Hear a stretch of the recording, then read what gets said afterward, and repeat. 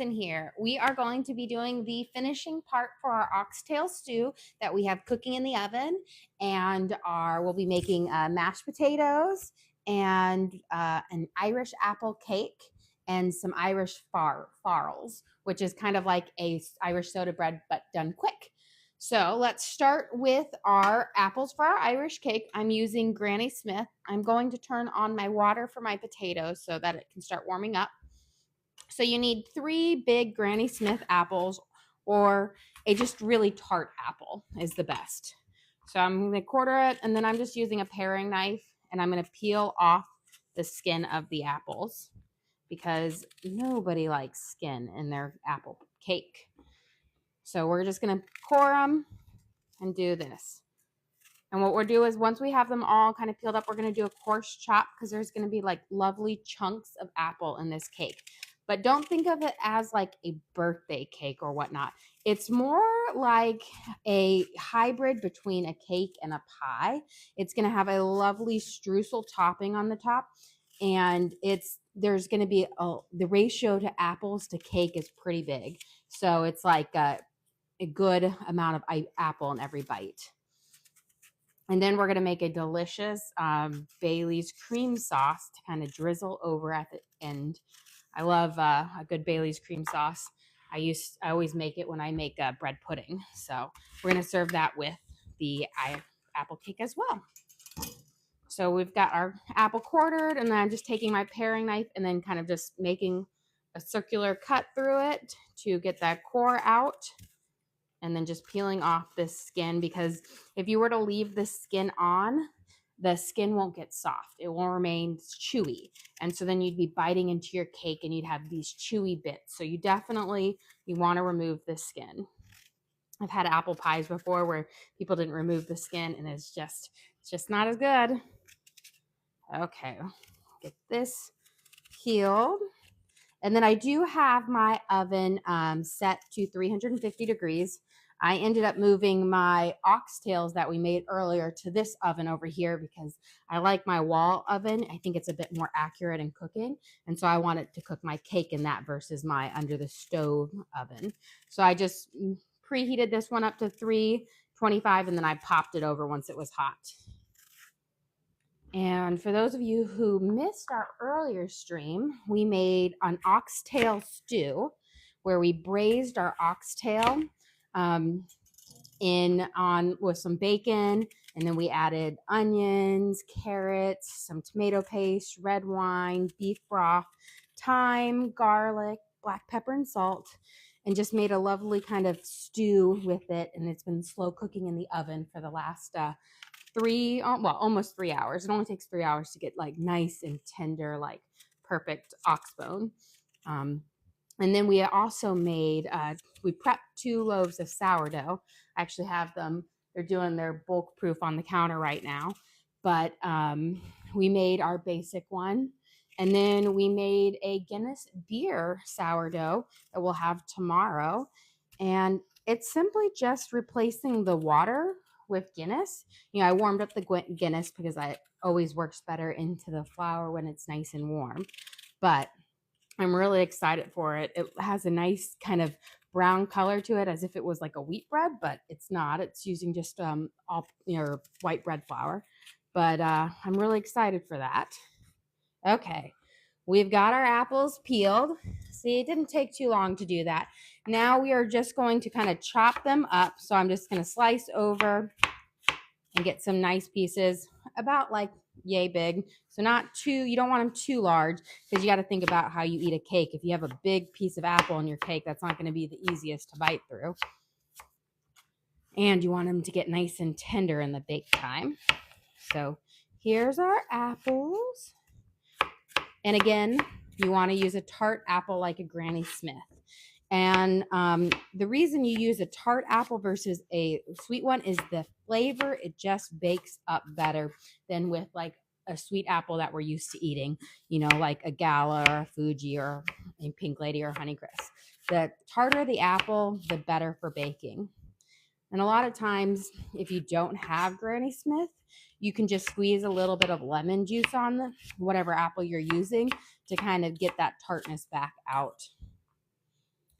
Okay, almost done chopping these guys up, and then we're going to make the base to our cake. There we go. And it's going to be just a lovely kind of a cinnamon cake. Has a light cinnamon flavor to it. And it's going to use butter, sugar, cinnamon, flour, and baking powder, and some eggs and cream. And it will just be a lovely cake that we'll then top with the streusel. Okay, we got our apples just about chopped up. Perfect. So you can see they're just in lovely little bite-sized pieces. And we're just going to let them sit over here, and we're going to work on our cake base. Okay, so we are going to need 1 stick of softened butter, or half a cup. This, I'm using Irish butter because the recipe that I'm using needs unsalted butter. And this is actually salted, but I figured might as well use Irish butter in our Irish cake. So I'm going to just cut it in half because this is equal to 2 sticks. And then we are going to cream it with some sugar. So we need a half a cup of sugar, of white sugar or granulated sugar. It's funny, I always call it white sugar, even though it's like this was the sugar OG and then you have brown sugar. Okay, there's about a half a cup. And we're going to cream this together. Pop this over here. And I'm just going to use an electric mixer. My butter is softened, so it should cream up much better than if it was like hard. We're going to just make sure all the sugar gets incorporated because we want it to have a nice texture in our cake. There we go. And you can see as we cream it, it's turning into little kind of like balls of sugar butter. There we go. Mixing around nicely, and then we'll add our eggs and vanilla in just a second. We kind of start with the wet ingredients, and then we'll work in the dry ingredients. There we go. So it doesn't take long to get a cream on it, but as you can see, it all has kind of clumped back together now, and that's what a cream is. So that's what you want. And now we're going to add in 2 eggs. So we are using room temperature eggs instead of cold ones. So I left them out, and that just helps the batter not be so cold when it's baking and will lead to kind of a nicer, softer texture. So now we're going to cream the sugar and butter mixture into our eggs. There we go. And you're just going to do it until it's just, kind of a nice paste. But you don't want to overbeat them. There we go. Lovely. Maybe about 10 more seconds of it. Perfect. And now we're going to add in about 2 teaspoons of vanilla. So you want to use vanilla extract, not imitation vanilla. It's out there. I once bought imitation vanilla by accident. I had no idea that thing existed. But you want to use vanilla extract. The difference between imitation vanilla is it's not alcohol based versus extract is alcohol based. So we want 2 teaspoons, which can actually add a slightly different chemical reaction in your baking. So we have 2 teaspoons of vanilla. I'm going to mix that in. There we go. And then we're going to add in 3 tablespoons of cream. And this is for our Irish apple cake that we'll be serving with our oxtail stew, mashed potatoes, and Irish soda bread farls. So we want 3 tablespoons of cream. So 1, 2, 3. Perfect. We're going to get this a nice little whisk in.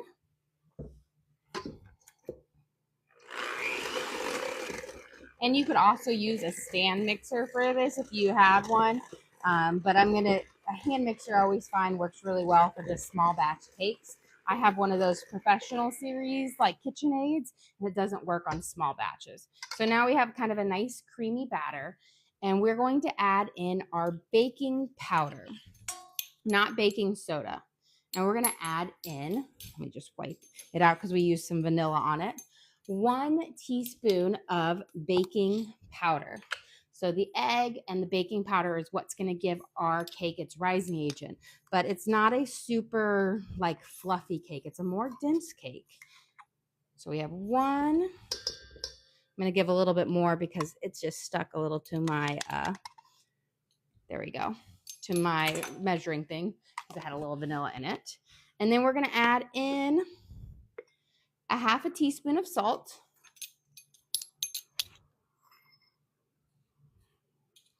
Perfect. And we're going to give that a nice mix. Oh, and before we do that, let's add our cinnamon in.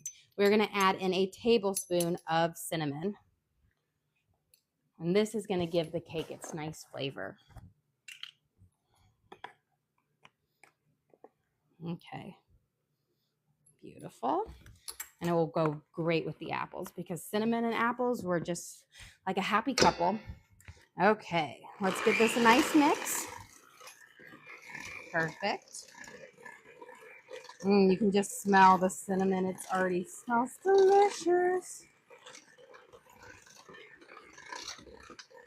It's giving it a nice golden brown color. Perfect. And now we are going to add in our flour. And we just need 1 1/4 cup of all-purpose flour. You don't want to use bread flour, and you don't want to use cake flour or self-rising flour. Just good old all-purpose flour. So we're going to add in 1 1/4.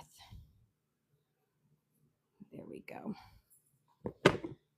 And we're going to give it a quick mix. You don't want to over mix it, so just a nice quick mix because you want a nice kind of nice, like, you don't want to over firm cake, and if you over mix it, it'll be a stiff dough. So you want a nice kind of soft dough. So we're going to mix it until it's just barely mixed. Perfect. And I'm going to shake this off. And then we're going to stir in our apple bits. And then we're going to make our streusel to go on top. So here are our lovely apple bits over here. I'm going to turn this water down just a bit. Let me get a little silicone spatula here. And we're just going to put our apples in. And you can see how much apples we have to cake. So it is just, it's like, that's why I said it's kind of like a, you know, if a cake and a pie had a baby, this was kind of what it's like. There we go. And we're just going to stir this in nice and thick until it's well mixed. And you can even look in here, just see how like the ratio to cake to apple. So you're going to get a great bite of apple in every bite. There we go. So we've got it mixed.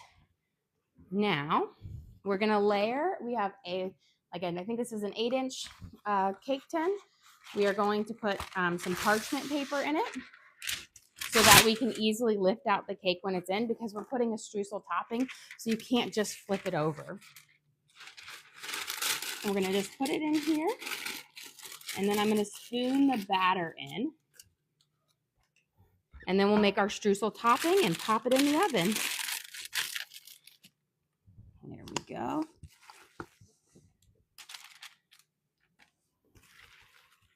And oh, it smells so good. It smells like cinnamon apples already. Even though it's not even cooked, you can just smell the fresh apple and the cinnamon. There we go. Try to get all of this side batter.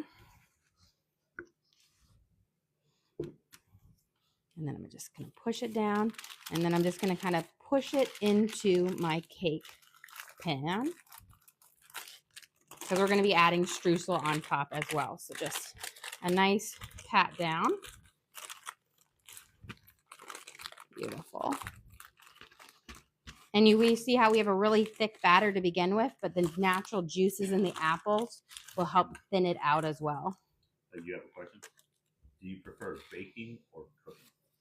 I prefer cooking because I like savory foods over sweet foods. I'm a salty girl. And so I like cooking because it's also more fun. Baking, you got to follow a recipe because baking is an exact science. It's literally an organic chemistry. And I'm going to grab a stick of cold butter real quick. And so I really like the experimenting with new flavors and spices and seasoning in cooking, but baking is a lot of fun too. Okay, we've got a cold butter. So we're gonna cut our butter into some flour and some brown sugar. So let me get our flour. We need 3/4 of a cup of flour. And this is gonna make the streusel topping. There we go. Make sure we have 3/4 cup flour and a 1/2 cup of brown sugar. Okay. And I'm just gonna put a little bit more since I'm not packing it down. There we go. So it's about a 1/2 cup packed, or you can just go a little bit more and not pack it down. And then we need 6 tablespoons of cold butter. So I'm gonna first start by kind of quartering my stick of butter. We'll leave 2 tablespoons at the end, but this will just make it a little bit easier to cut our butter into it. There we go. So lots of little quarters. And then we've got 2 tablespoons left. Let's give it a quick little stir. And then I'm going to use my pastry cutter, which looks kind of like 5 little knives on here. I always say a pastry cutter is like the brass knuckles of baking, so don't mess with a baker. They've got some crazy tools they can use. Okay, so we're just going to cut this butter into the flour and sugar mixture, and then we'll put it on top of our apple cake and we will bake it. I do have my apple cake or my oven preheating to 350 degrees for our apple cake. And this is a lovely, delicious, it's kind of like a hybrid between a pie and a cake because you just saw how many apples go in it. So it's not light by any means in terms of apple. It's not light on those. It's a heavyweight when it comes to the nice apples like you get with a pie. Okay, you can see how my butter is almost all kind of cut up into here. And we've got some nice little crumbles forming. So we're just going to keep cutting them in there. And then we'll kind of go together. And then we do the last little part with our fingers where we just kind of pinch it all together. And you could do this in a food processor if you wanted to. But again, I find, a little elbow grease and your pastry cutter works just great. So I'm now just kind of holding it together and pinching it to kind of smush some of those butter pieces. And then we're going to kind of put this over the top of our cake. And we're going to get a nice press down. There we go. So I'm just going to really smush and press this in here. And this is just going to give us a really lovely streusel topping. There we go. And then the trick is you got to kind of push it a little bit down into the cake so it stays there. And I'm just kind of using my fingers so it has a little dimpled look to it. Okay. We're going to pop this in the oven now at 350 degrees. And it's going to bake for about the next 30 minutes while we prep up the rest of dinner. But I will say it's a heavy cake. Okay. Now I'm going to go wash my hands real quick because they are full of yummy streusel. Okay. Next, we are going to make the mashed potatoes. So we need to peel and boil our mashed potatoes. I'm using some Yukon Gold for my mashed potatoes, which will make a kind of a thicker mashed potato, so it won't be as fluffy as if you are doing like a russet. I typically love to use russets, but these were the only potatoes I had left. I gotta go grocery shopping soon, so we're gonna use these. These will work well, especially with the nice stew. And with the oxtail stew, if you didn't want to serve it with mashed potatoes, you could take, either quartered potatoes or baby potatoes and stick them in the pot with the oxtail for the last 30 minutes of its cooking time. And then they'll soak up all of the flavors, and you do it that way. But my kids love mashed potatoes, and I think it always just looks a little bit more pretty when you put it over a bed of mashed potatoes. So we're going to give these a quick peel. Now, technically, since these are gold potatoes or yellow, you don't have to peel them because they have really tender skin. But my kids do not like skins in their potato or their mashed potatoes, so I always peel them. They like a fluffy, smooth potato versus a chunky mashed potato. There we go. The little ones are always harder to peel than the big ones. I always am looking for the biggest potatoes when I buy because the bigger, the easier they are to handle. Do you have a question? Do you reuse your vegetable waste for composting? I keep saying this summer we're planning on doing that. I kept telling my husband, I said, we need to do a compost because I'm also tired of buying dirt from the garden store. So we're planning to build an outdoor kitchen. And then we want to build like a stick pile area where it has like a stone base underneath it so that like the sticks won't get wet. And then I want to build a composter right next to it so that we can put all of our, scraps and then our like leaves and trimmings, because I'm always like picking up the yard and doing stuff. So every time I'm like, oh, this would be great to go in a composter. So I've done composting before, but it's been a long time. And I'm like, oh, we should really do it again. Because again, look, you peel the potatoes, you have the apple peels. Almost all of our waste that we have with the food, is compostable. And it would be great to turn it back into some, good soil for our garden. There we go. So 2 more left, then we'll give them a nice cubing, and we'll put them in the water. I've got it starting to boil again. There. Perfect. I always say, if you've got to invest in a good peeler. I have this is my favorite. I don't even know. It's called Copco, but Oxtail makes a really good peeler. And if you have a good peeler, it works great. My mom bought me this terrible peeler once. She was so happy. She was in Germany visiting her family, and they went to the store, and she got me this special peeler. And it is like a death trap. Every time I use it, I almost cut myself on it. I think it's a left-handed peeler because it just doesn't feel right in my hand. It's the worst. And every time she's over here and she sees me peeling vegetables and I'm not using it, she's like, don't you like my peeler? And I'm like, no, I hate it. Got to have a good peeler. Okay, so we're going to cube up our potatoes, and we're going to try to make them all about the same size so they'll cook up right about the same time, because you don't want to have chunky potatoes, and that happens when you have some pieces that are undercooked because they were larger than the other ones. So I always try to cube them all in about roughly the same size. There we go. Luckily, since these are kind of Yukon Gold potatoes, I don't have to worry about them disintegrating like a russet. Russet, if you overcook them, they just turn to mush in your water. These will keep their form and body, so you don't have to worry too much about overcooking them.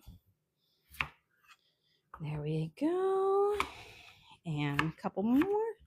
It's hard. We have a big family, so food prep for us is always like twice the normal family, since tonight I'm cooking for 9. So, you've got to make enough mashed potatoes for 9, enough of everything, which is always double what most families make.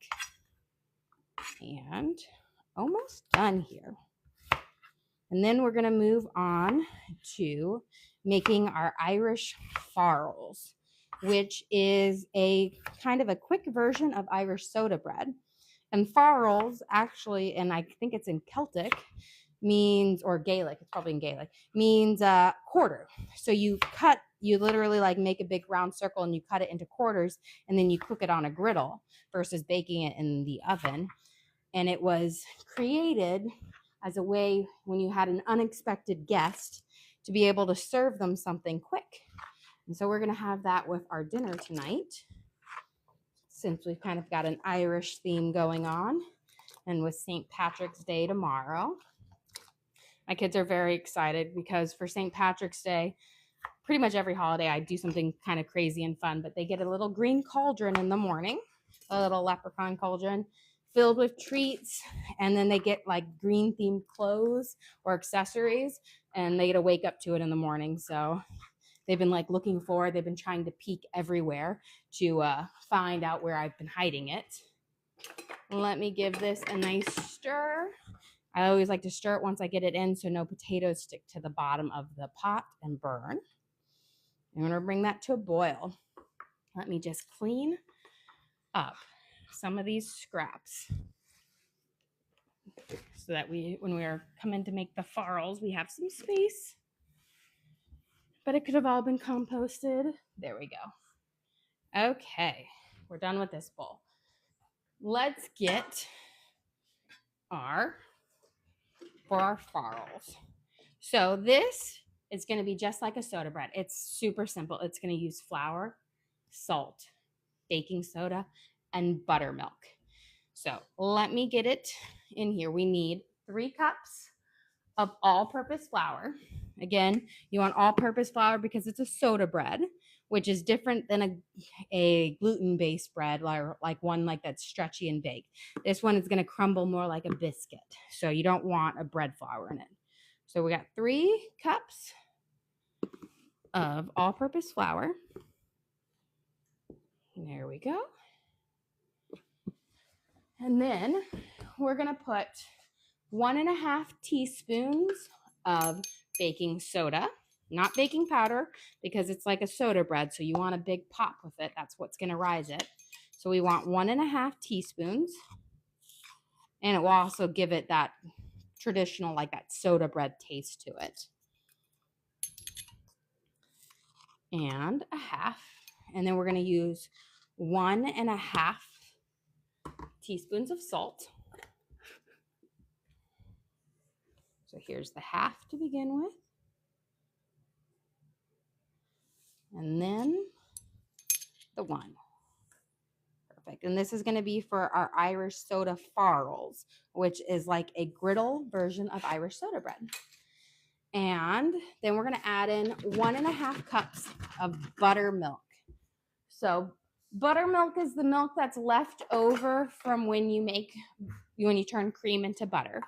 And you can buy it at the store, so you don't have to make your own butter to get it. But it's got a tanginess to it. If you don't have buttermilk, you could use a little bit of cream with some lemon in it and let it kind of curdle up, and then it'll be, have the similar like flavor profile. Okay, I'm going to whisk these together. If you wanted to be extra bougie, you could have sifted them, but I find just putting a whisk in here will make sure that that baking soda and that salt is evenly distributed. There we go. So we're making sure. Boom. And then we're going to make a well in the middle here. And this is where we're going to put our buttermilk. And we need 1.5 cups of buttermilk.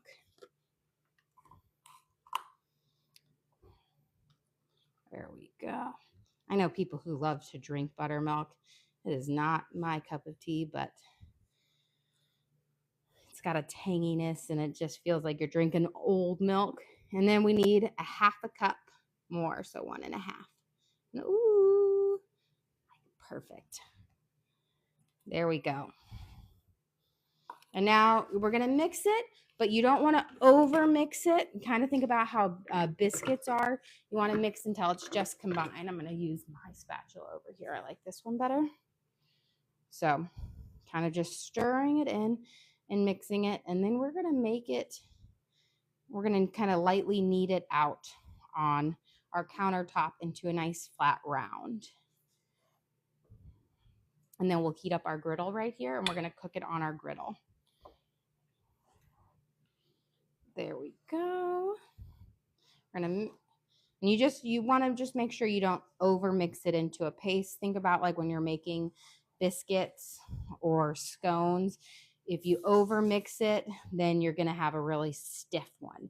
So we don't want it to be over mixed. Okay, we've got this. I'm going to clear up my area just a little bit here so we have a little bit more working room for when we need it out. Okay. So here's my dough. It's got a little shag to it still. That's fine. We're going to kind of be pressing it into a nice circle. There we go. Okay. So you're going to kind of do a little bit of a fold and press. It's going to give it a couple of those nice layers that you have in a biscuit. There we go. But the trick is just it's not Play-Doh. So just don't mush it together like Play-Doh. Just do kind of a fold and press like you're going to make a biscuit. So there we go. And we're almost done here. See how quickly it comes together? And press. Beautiful. And then we're just going to kind of press it out until it's about a little over a ½ inch thick. Just want to make sure it's all stuck together well. And then we're going to cook it on our griddle here, but we're not going to use any butter or grease. You just kind of do a dry cook. You could also do it on a skillet or a cast iron pan. So let me push it out. And I made my recipe a little bit larger, so I'm going to actually cut it into 6ths instead of into 4ths, so it's technically not a farl, but it will be just as good. So I'm going to use my pastry cutter, and we're just going to cut it across, and then we're going to cut it into 3rds. There we go. I'll cut that guy's a little big. And then we're going to turn on our skillet here. We're going to let it warm up. I'm not putting any oil or any grease. Pull these out so they'll be easier to transfer in just a second. Beautiful. Perfect. And then I'm going to give my hands a quick wash because I don't have any more kneading to be doing.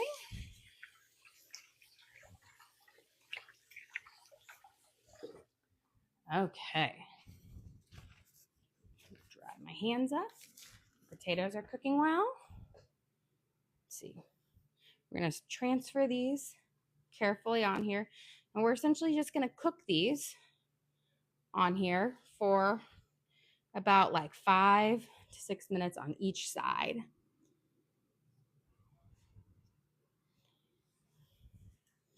Make it nice. Get it all on here. I'm going to get them a little closer to each other because my burner's about this size and I want them all to have about equal heat. Okay, let's clean up this area. Then we're going to make our Bailey's cream sauce for our apple cake. And then it will be about time to make our mashed potatoes.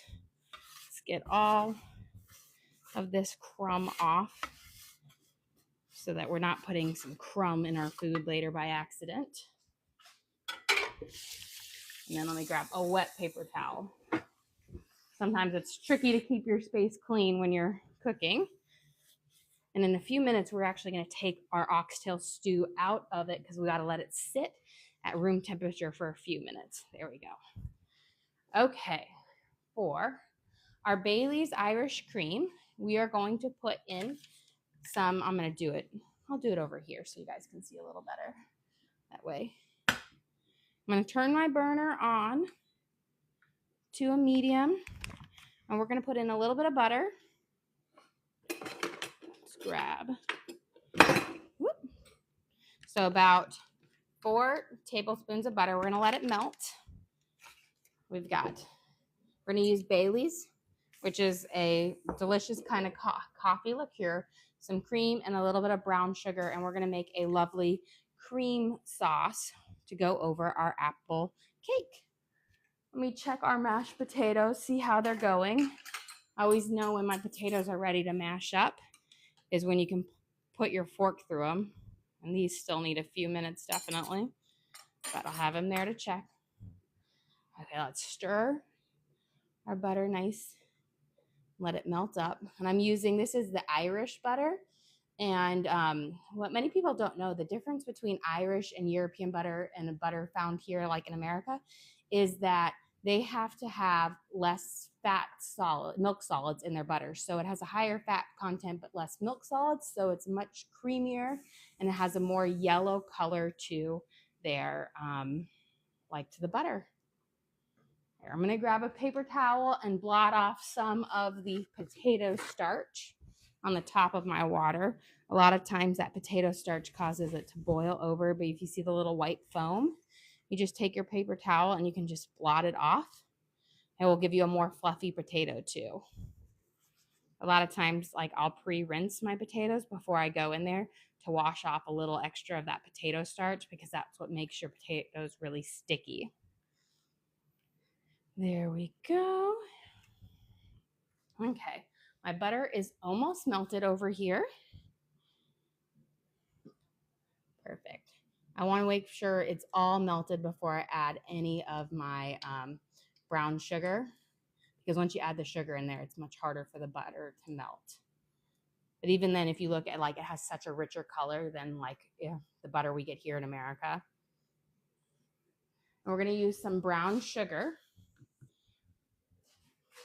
And this is going to kind of make a little caramel flavor to our cream sauce. And we don't need much. We're going to use just about 1/4 of a cup of brown sugar to sweeten it up. Because if you've ever had Bailey's before, it's actually fairly sweet. So we're going to, there we go, almost all melted.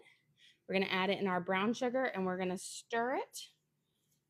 And we're going to just kind of stir it until it starts to thin up a little bit.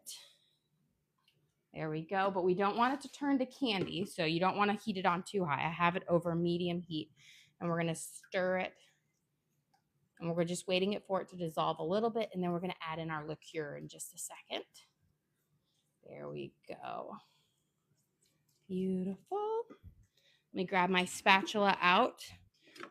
I know these have only been on for just a few minutes, but I always like to see how they're cooking up on the bottom. Oh, it's nice. You already got a nice firm edge on it.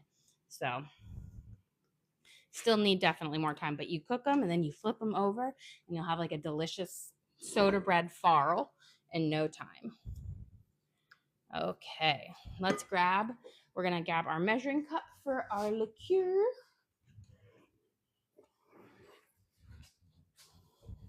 So we're going to do 1/2 cup Bailey's and 1/2 cup of cream. And this is going to make our base for our Irish cream sauce that we're going to serve with our Irish apple cake. And that will be our dessert with our oxtail stew and our mashed potatoes. I'm going to stir this in. I'll let it mix. The alcohol or the liquid in this will help the brown sugar dissolve even more. We're going to let this cook for a little bit. I'm not going to add my cream yet because when you ever have heated milk or cream, it will boil really fast. So I'm going to let this simmer on low for in a little bit, and then we'll add that in. But while we're doing that, we need to prep our herbs for our oxtail stew. So we're going to put some fresh thyme, and then I'm going to grab some fresh parsley out of the fridge. We're going to chop it up, and we're going to add it to our oxtail stew right at the very end. What does oxtail taste like? It tastes a lot like beef, like a chuck roast. It's really delicious. I've only ever had it slow cooked, which then it kind of just takes on all the delicious flavors of what you're cooking it in. So I'm cooking it very similar to like a beef bourguignon. And so it will taste similar to that, but it's just very tender. It's like kind of like a short rib, kind of like that cut. So here we're going to use this is some Italian parsley. I'm going to give it a quick rinse.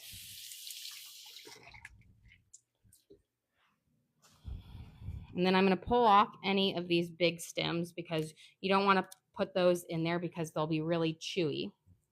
So just a little bit of this. You have a few people trying corned beef tomorrow. Any tips? Make sure you cook it in water. It is very salty, so you don't want to add any extra salt. When I do it, we did post a video on our page. We cooked it last week. And so the way I like to cook it is in a Dutch oven, and then I cover it up with enough water to where it meets the top of the roast. And then I cook it for about two-ish hours or so. But definitely it needs to be in water because many people don't realize what corned beef is, and it is simply meat that has been preserved in a salty brine. So it is very salty, but it's delicious. And I always say get a bigger roast than you think you're going to eat because the leftovers can be made into delicious like corned beef sandwiches or corned beef hash, which is absolutely delicious. Okay, we've got all of this. Let me get my knife, and we're going to give a nice mince on it. And this is going to go in our oxtail stew. Oh, another little stem, which I'll be pulling out in just a second here. Boom, boom, boom. We put that in almost 3 hours ago.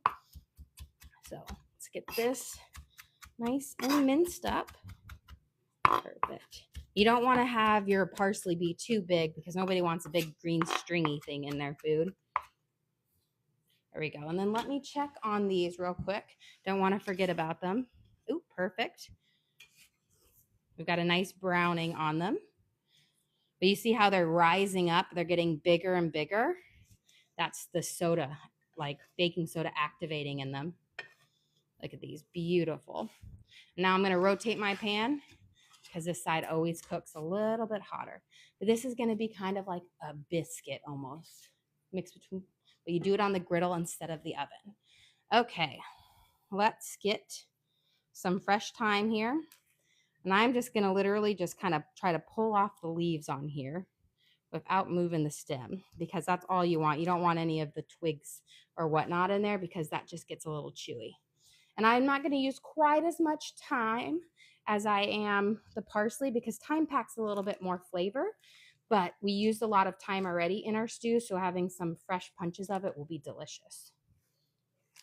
So grab a couple more. I can't wait though until the summer is here and I can have my garden growing with all of my herbs because these ones that I've been keeping on my counter by my winter, they don't thrive quite as well as when they're outside. There we go. Perfect. Okay. We've got ours right here. I'm going to pull out I'm going to get a trivet. We'll put it right here. We're going to pull out the oxtail stew and you guys can see what it looks like. Here. Oh, and I'm going to need pot holders because it's going to be hot. And you always want to take it out a little bit before you're going to serve it. Otherwise, it's just going to be way too hot to eat. Turn this guy down in the very back because I see it's starting to bubble. Okay. I'll let you guys have a nice little peek at it. Look, it's bubbling. You can see the bay leaves. Pull it up. Let me see if I can get a tong.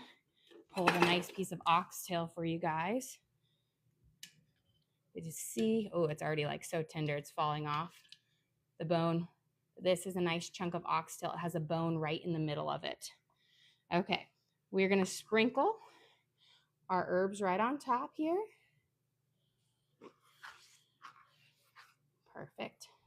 And then I'm going to put the lid back on and we're going to let them simmer in there. They'll kind of wilt up a little bit, let out their flavors, and then we'll stir them in at the very end. We don't want to stir them in right now or they will get kind of like lose all their nice flavors.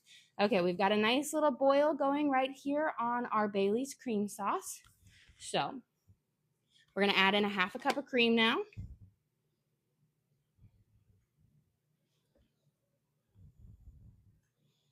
Perfect. And then I'm going to keep my heat down really, really low because I will tell you that milk will bubble up and boil faster than you can like respond to stop it.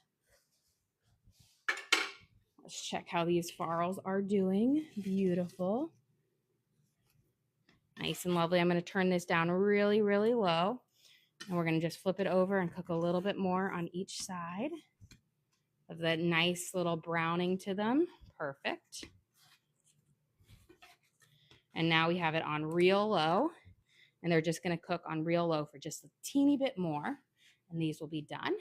And let's check on our mashed potatoes. I think they're ready to mash up. And then our cake will be done soon. Perfect. Do you see how my fork just pushed right through that? That tells me my potatoes are done. So let's turn them off. Let me get my colander out. We'll strain them. And then I'm going to whip them right in the pot because it's a stainless steel pot, which means I don't have to make as many dishes. Okay. Pour this right out. Perfect. And I'm going to put it right back in.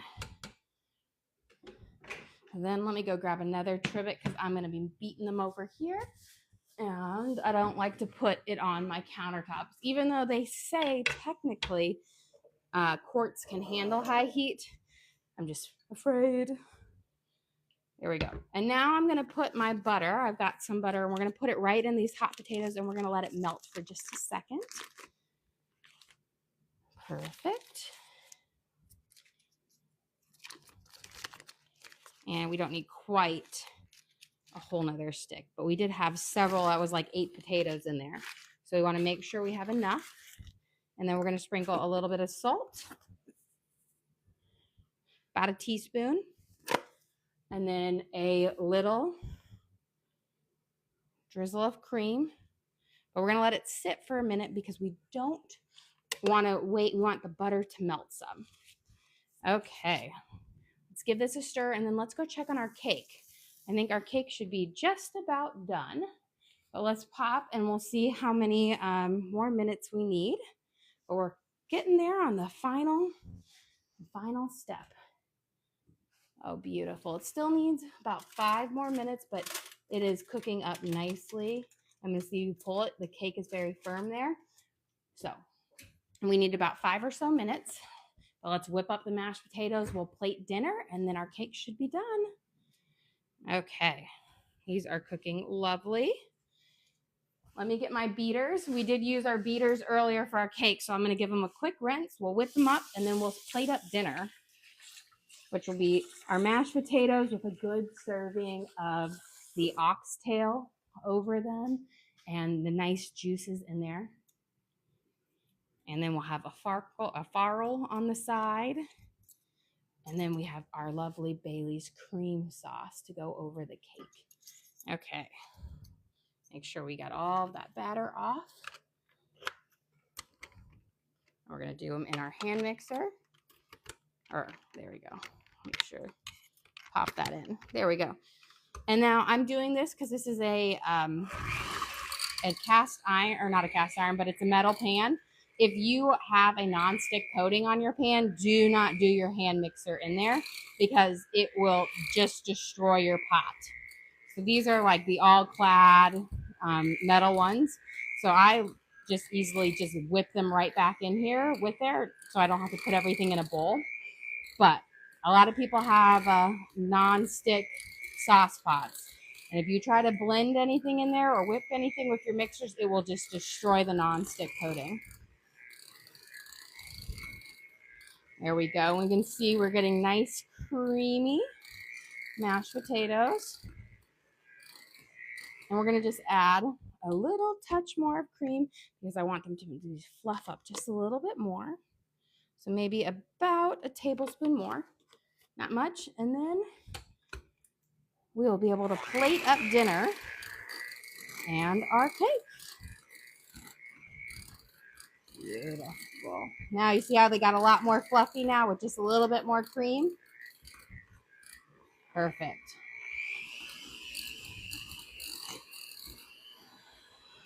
Okay. Well, let's plate up dinner real quick. And then hopefully our cake is done. Okay. So the way I like to serve this is we're going to take a big scoop of mashed potatoes. You're going to kind of put it as your base. And then we've got our stew. That was still hot. So I'm going to give it a nice mix.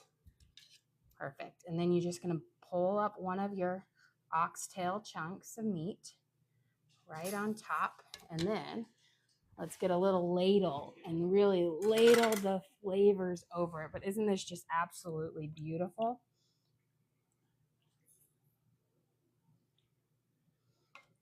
And we'll serve that with a lovely Irish farl. Absolutely delicious. Let me put this lid back on. Now let's go check out our apple cake. We'll pull it out. It should be done by now. And then that will complete tonight. Okay. Beautiful. So we've got our lovely apple cake. It's nice and thick and heavy.